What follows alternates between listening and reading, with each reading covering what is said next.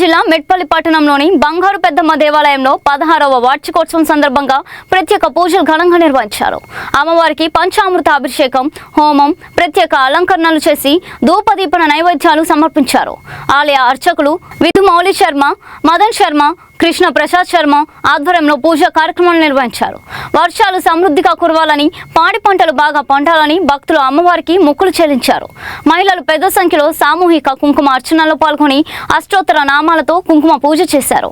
అనంతరం ఆలయ కమిటీ ఆధ్వర్యంలో అన్నదాన కార్యక్రమాన్ని నిర్వహించారు.